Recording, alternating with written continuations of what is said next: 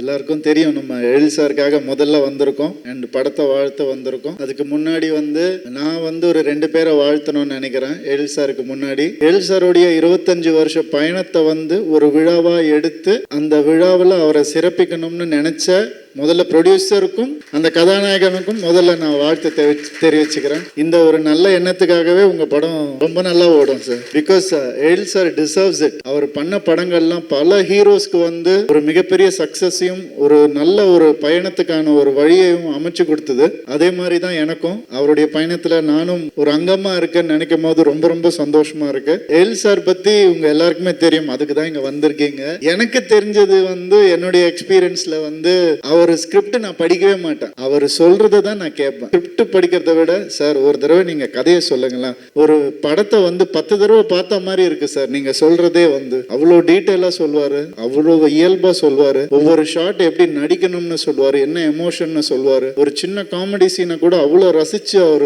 சொல்லுவாரு. ஆனா என்னன்னா அவர் சொல்லும் போது காது கொடுத்து நம்ம கேட்கணும், அது ரொம்ப கஷ்டம். ஏன்னா அவரு லாரி சார், ஒரு லாரி சார், என்ன சார், இல்லை ஓப்பன் பண்ணால் ஒரு லாரி ஃபேன் ஆஃப் பண்ணுங்க அப்படின்னு, அதுக்கப்புறம் இந்த லாரியிலேருந்து ஒருத்தன் இறங்கி ஏசி ஆஃப் பண்ணுங்க, அப்புறம் சேரை பக்கத்தில் போயிட்டு சொல்லுங்க சார் அப்படின்னு. ஸோ எழில் சாருடைய அந்த ஒரு உணர்வு இருக்கு இல்லையா, கதை சொல்லும் போது அது உள்ள போயிடுவார், அந்த லொக்கேஷன் உள்ள போயிடுவார், அந்த சீன் உள்ள போயிடுவார். அப்போ நம்ம காது கொடுத்து கேட்கணும். அப்படியே கேட்டால் ஒரு நல்ல படத்தை பார்த்தா ஒரு ஃபீல் கிடைக்கும். அவர் எப்போ கதை சொன்னாலும் சார் இன்னொரு தடவை சொல்லுங்க சார்னு கேட்பேன் நான். எனக்கு ரொம்ப பிடிச்ச படம் என்னுடைய கெரியரில் தீபாவளி. அந்த படத்தை எழில் சார் இயக்குனார். இன்றைக்கும் ஒரு திருப்பதி பிரதர்ஸ், நம்ம லிங்குசாமி சார் அவங்க பிரதரும் சேர்ந்து ஃபர்ஸ்ட் டைம் அந்த படத்தை ப்ரொடியூஸ் பண்ணாங்க.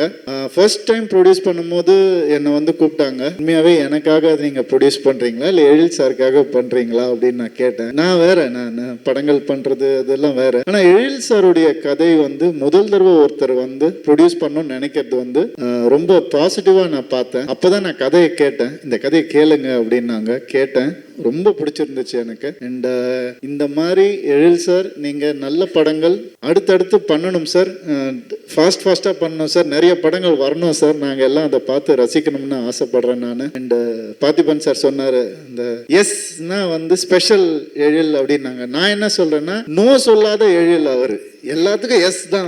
சார் இந்த ஷார்ட் இப்படி பண்ணிக்கலாமா சார், சார் இந்த ஆக்ஷன் இப்படி பண்ணிக்கலாம், எஸ் எஸ் அப்படின்னு சொல்லுவார். அந்த பாசிட்டிவான ஒரு எனர்ஜி ரொம்ப ரேர். அது பார்க்கறது எல்லாமே நல்லா வரணும்னு நினச்சி அந்த ப்ரொடக்ஷனை காப்பாற்றணும்னு நினைக்கக்கூடிய சில டைரக்டர்ஸில் அவர் ரொம்ப ஒரு முக்கியமான ஒருத்தர். அதனால தான் இந்த அளவுக்கு அவருக்கு பெரிய வெற்றிகள் கிடைச்சிருக்கு. அண்ட் 25 சும்மா இன்னும் நிறைய போனோம். அவர் நாங்களும் கூட இருக்கோம். கண்டிப்பாக நிறைய நல்ல படங்கள் பண்ணணும். 50 ஆகணும், 75 ஆகணும், 100 ஆகணும், 100 வயசு நல்லா இருக்கணும். அவர் வாழ்த்து விடை பெறுகிறேன். நன்றி.